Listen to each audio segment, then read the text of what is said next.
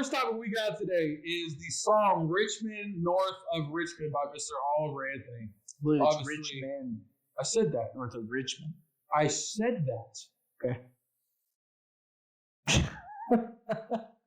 Anyways, the song has been making the rounds, and it's been on the pretty high up, if I'm not mistaken, number one for multiple weeks now. Multiple weeks. And it's making a lot of people feel a different type of way. It's not exactly like a super well-made song, but the lyrics that are in it are pretty meaningful. There you go. There you have it, folks. So here is a clip of Oliver Anthony, Richmond, North of Richmond. Well, I've been selling my soul, working all day, overtime hours for bullshit pay, so I can sit out here and waste my life away, drag back home and drown my troubles away. It's a damn shame what the world's gotten to for people like me, people like you. Wish I could just wake up and it not be true, but it is. Oh, it is living in the new world. Bailey, what you got for me on this song? What's that song mean to you? Why do you think it's making the rounds as much as it is? It's a good song. That's why. It's the only reason the song can make the rounds. You can relate to them. Yeah. That's it. That's all I got. That's all you got for it? It's a political song that's got facts, and people agree with it, so they keep playing it. And the dude's got a good voice. What kind of facts? If I sing that song right now, I got a pretty good voice, but people probably don't listen to it that much. I don't know. It'd be like a beach swell screaming for help. So I got a headline for you on this topic from CNN. CNN Entertainment. Oh God, you said CNN? CNN.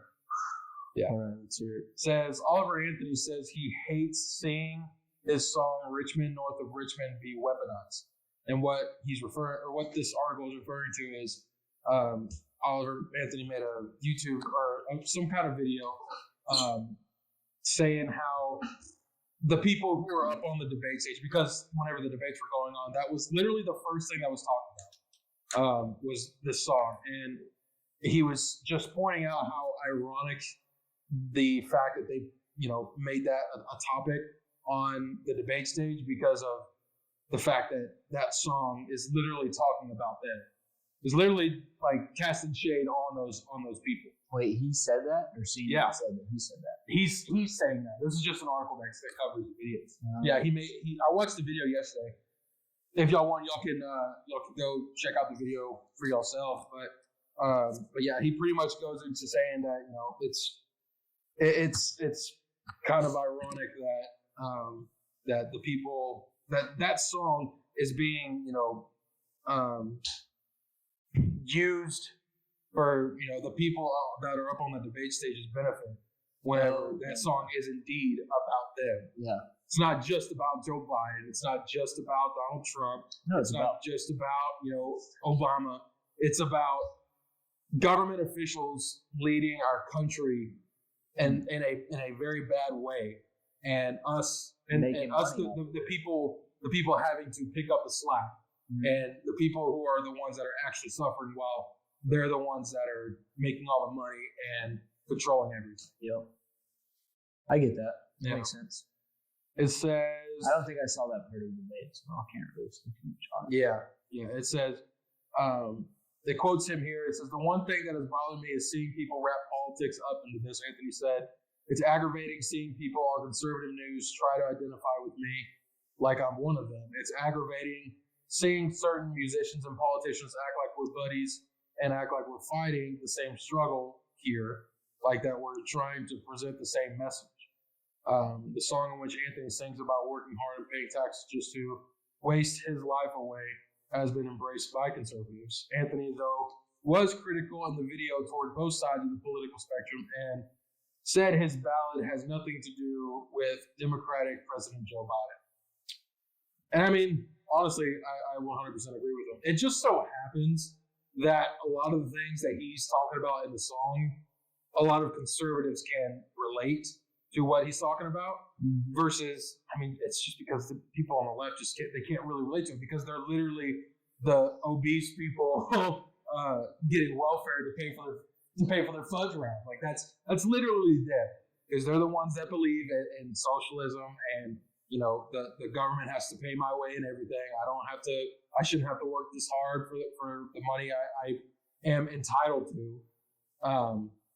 But like that's the things he's saying in the song are very anti-establishment, anti-government, really. And a lot of people, I think, are missing that point. Like a lot of these rhino Republicans, like freaking Mike Pence and Chris Christie, they'll sing the praises all day for the song, but they don't realize that song is 100% about them. Like it's directed at them. So yeah, they're all crooks. Oh yeah. It's all just. You know what's crazy about him though? What I saw the other day is that he's turning down like big. I don't know if this is factual. I haven't fact checked it, but that he's turning down big money offers. Yeah, like big contracts and stuff like that. I've heard that too. And I don't know if this is true. I think this one's could be further from the truth than the other one, but they were talking about him singing the national anthem. Oh, really? $100,000, and he's like, "Nah, I sing that song for free," which I feel like could be true, but also like, I'd have to look it up. I mean, you also have to question motive and everything like that, but it seems like he's a pretty genuine guy, and like if he actually does it for free, like that would be, I mean, granted, at the same time, it would give him a lot of publicity, but the image that he's portrayed of himself to everybody through this song and through just his videos and through the videos that he's shown reciting Bible verses and everything like that, it seems like he's a pretty down to earth guy. It seems like he's pretty focused on doing the right thing and doing what's right. So I don't think he's really take advantage of that. Yeah. Sort of thing. But yeah, that's that. So the next topic we got Mr. Donald Trump. Donald Trump was arrested in Fulton County Jail. He was in the jail when he got arrested? He was he was put in jail. He surrendered himself to the jail. You said he got arrested in jail, which means that he was in jail. Misspoke. How do you get arrested when you're in jail?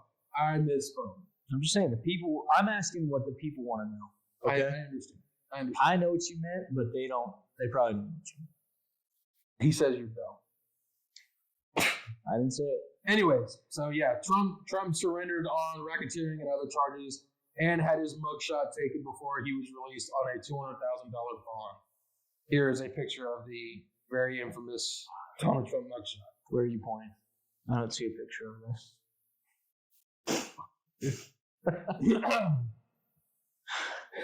On an article from NBCnews.com, it says, former President Donald Trump turned himself in Thursday night at Fulton County Jail to be booked on felony charges in connection with efforts to overturn the 2020 presidential election results in Georgia. Trump arrived at the jail shortly after 7:30 p.m. in a presidential motorcade and was booked, fingerprinted, and photographed for a mugshot within minutes. According to records, Trump was quickly released. According to the records, he was in and out of jail in about 20 minutes.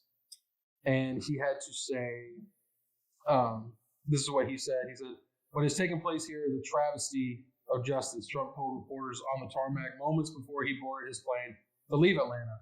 "We did nothing wrong at all, and we have every single right to challenge an election we think is dishonest." The arrest was Trump's fourth since April, and it was the first time he or any former U.S. president had his mugshot taken. The booking took place in a state that was largely ground zero for his bogus stolen election claim. This is NBC News, by the way, so that's why they should have in there. Despite enormous pushback against him from the Republican governor and top election officials in the state he had won in 2016, Trump's continued insistence that the election results could not be trusted helped cost Republicans control of the U.S. Senate in a runoff election on January 5th, 2021. So what do you think about this? Let me tell you something. First off, for everybody that listens to this, and you, even though you've heard it a million times, I don't really follow politics too much. Mm-hmm. Here's what I do know. I saw his mugshot. Yeah. And I heard the man wanted to look like devious in Yeah. it. I respect that. Yeah. Like that, the mugshot is like, it's pretty iconic. Like it was instantly like it got like he actually posted on Twitter for the first time in 2 years since he got banned back in 2021. He posted that mugshot with a link to his foundation or whatever to help support the campaign. It was the most like thug life moment ever. Dude's an animal. Yeah. The other thing I think about it is, and I just go with my intuition, right? Mm-hmm. I don't do a whole lot of digging or research. Right. I just go what I think is right. Seems to me that they're doing a lot to try to stop that guy. Mm-hmm. Which is not, I mean, if he's in the wrong, so be it. Why don't they do that for other presidents? Oh, yeah. That probably got some dirt on. Mm-hmm. I don't know. Seems a little. Well, I mean, like that to what you said, you know, this is the fourth indictment that they have on there. Yeah, you know, it's all based on their political agenda, their fear of losing control of the government, of losing control over us. Really, that's what they're really afraid of. Mm-hmm. And I mean, take Trump for what he is. You know, he's an asshole. He's a dick. I don't agree with everything he says, but the man follows through on what he's talked about. He does do that.